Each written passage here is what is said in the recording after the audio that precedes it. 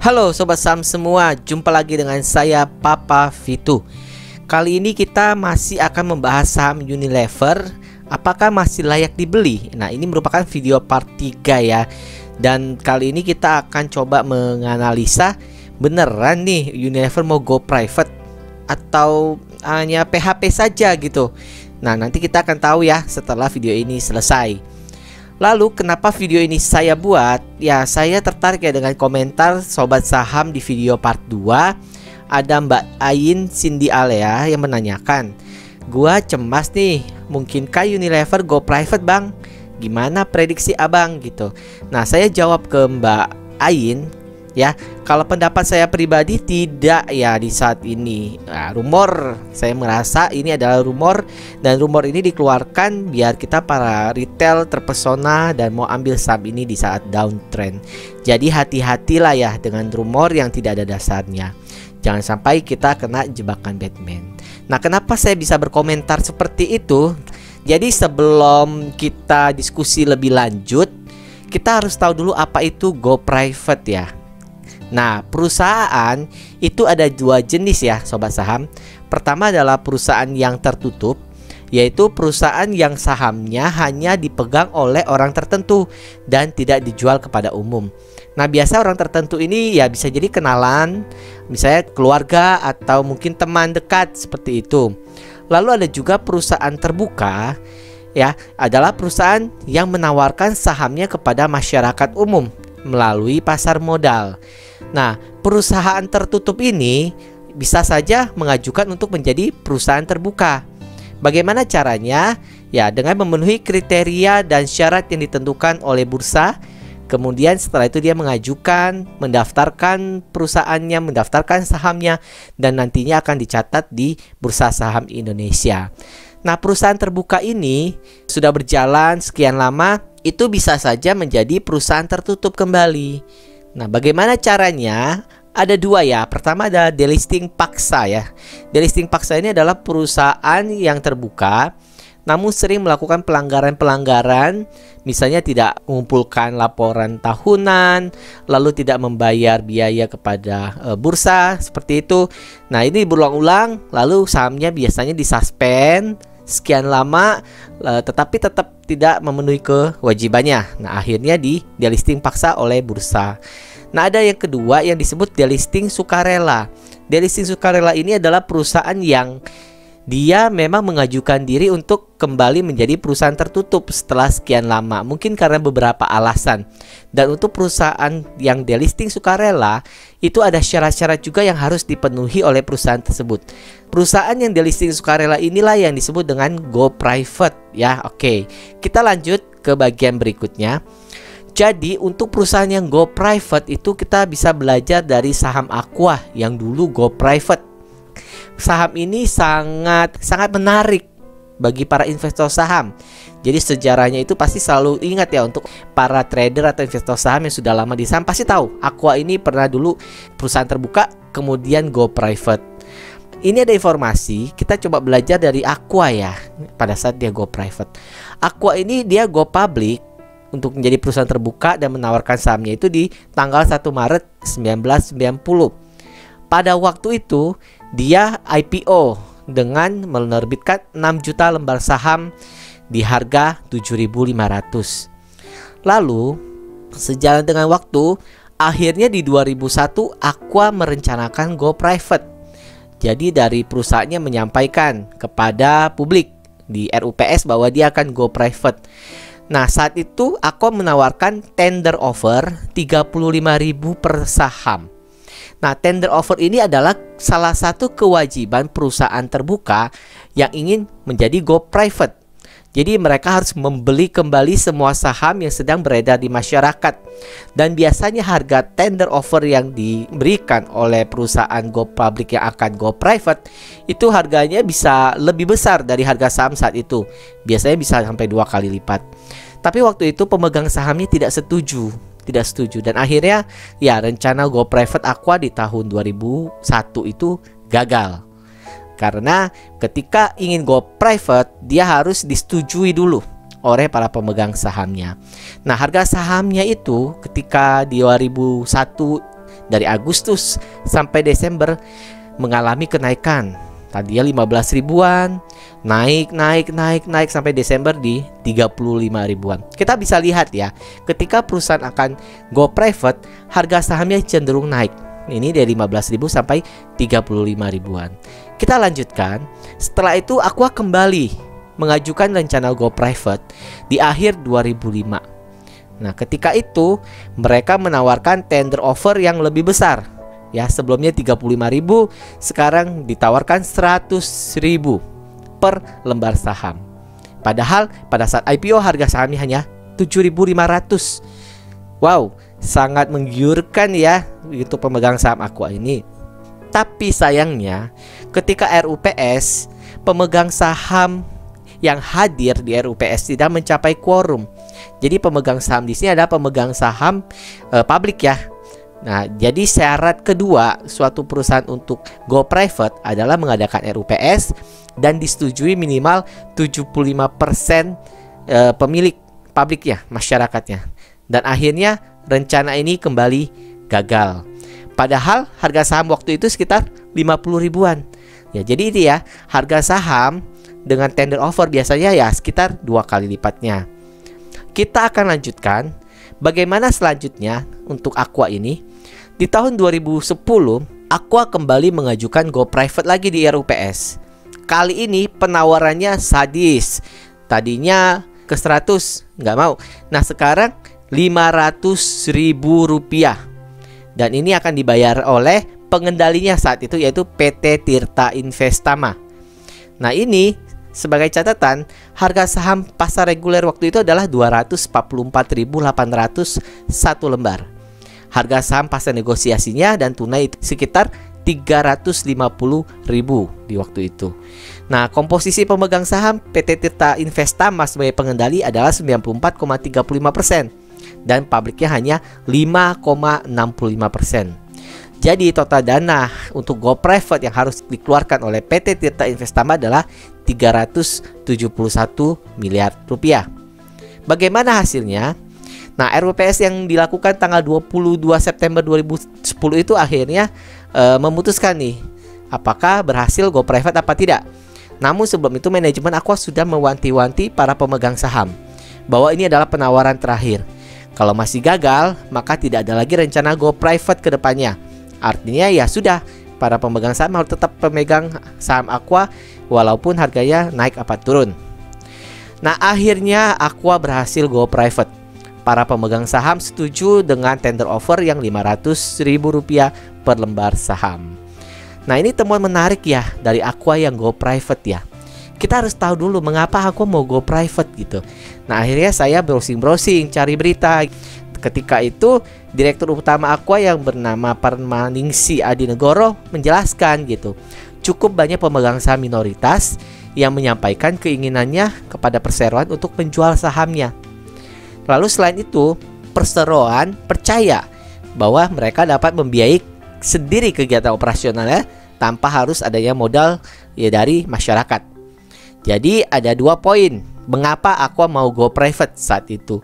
Nah, di sini ya. Jadi clue pertama adalah banyak pemegang saham minoritas ingin jual sahamnya dan perusahaan bisa membiayai sendiri operasionalnya.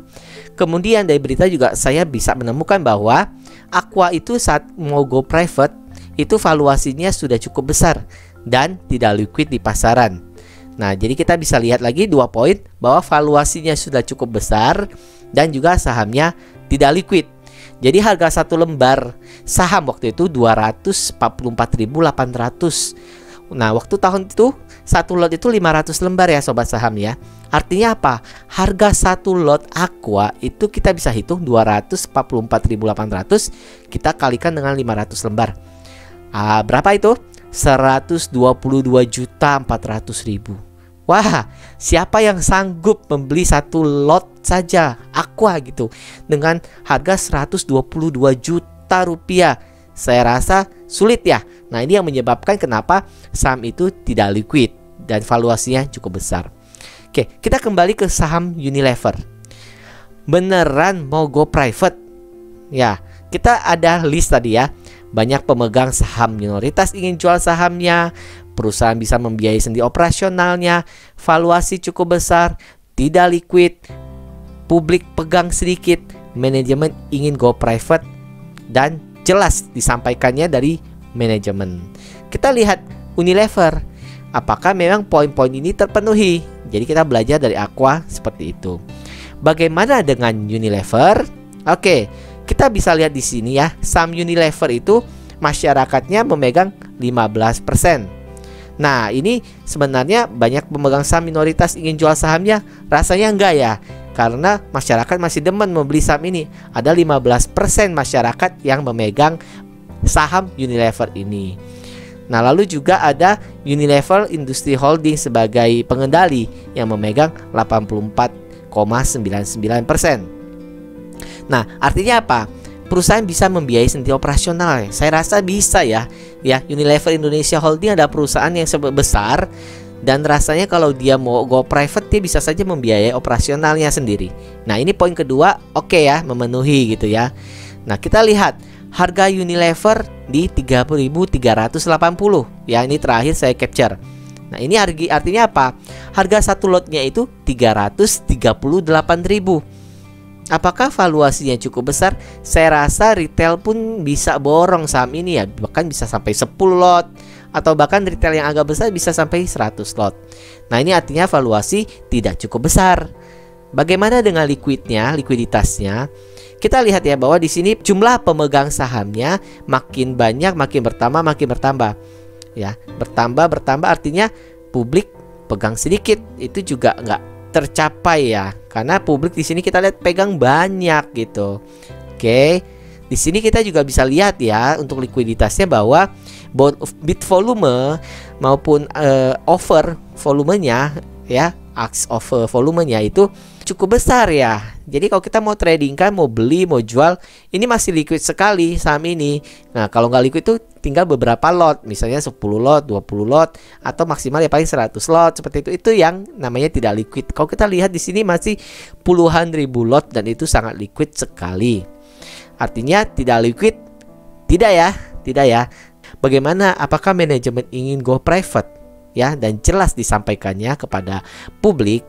Ya, di sini ada berita bahwa perseroan senantiasa mengupayakan bahwa setiap aksi keputusan bisnis diambil secara profesional, mengutamakan kepentingan publik dan pemangku kepentingan yang lebih luas, termasuk para investor. Nah, ini adalah jawaban dari perseroan ketika disuruh untuk go private gitu. Nah, di sini juga ada informasi bahwa fokus perusahaan saat ini adalah mengakselerasi pertumbuhan secara konsisten, kompetitif, menguntungkan, bertanggung jawab. Jadi ada 5 prioritas yang mereka akan terapkan di 2022. Artinya di sini manajemen tidak menyampaikan ingin go private. Berbeda dengan Aqua. Ketika Aqua ingin go private, disampaikan di RUPS mereka ingin go private gitu. Di sini Unilever tidak menyampaikan kalau mereka ingin go private. Yang menyampaikan adalah analis gitu, yang menyarankan untuk go private. Ini saya lebih nangkap sebagai rumor yang tidak bisa dipertanggungjawabkan kebenarannya gitu. Nah, temuan menarik juga dari Unilever yang bisa jadi pembelajaran kita bersama bahwa ya di sini tadi ya Mbak Ain Cindy Alea ya. Ini saya sampaikan ya seperti ini ya. Jadi kalau kita lihat benar gak? Saya rasa benar ya. Ini hanya rumor semata sehingga para investor retail mau ngambil saham ini ketika downtrend, trennya sedang turun. Saya buktikan. Jadi kalau kita lihat di sini jumlah pemegang sahamnya meningkat ya. Kita lihat di bulan Februari saja itu ada penambahan 5.773. Ya, ini banyak sekali gitu. Kalau dilihat dari bulan-bulan sebelumnya, paling tinggi di Oktober. Nah, ini yang Februari kedua yang paling tinggi gitu. Nah, ini kita bisa tahu ada sesuatu di balik itu semua gitu. Kita lihat di chartnya. Itu garis putih ya, yang ke bawah itu adalah tanggal dikeluarkannya rumor untuk go private. Oke. Lalu bagaimana keesokan harinya sampai akhir bulan Februari? Kita bisa lihat bahwa saham ini turun terus. Tapi kalau kita lihat di bawah, volumenya dahsyat ya, besar sekali. Jadi sahamnya turun terus dengan volume tinggi. Nah, ini siapa yang beli? Ya, siapa yang jual? Nah, di sini udah kelihatan sebenarnya pemegang sahamnya bertambah 5.700. Saya sih rasa yang beli pasti retail ya. Lalu yang jualan ya pasti ya ini yang di sebelah ini nih. Ya kita nggak tahu ya siapa ya, tapi kemungkinan besar adalah bandarnya.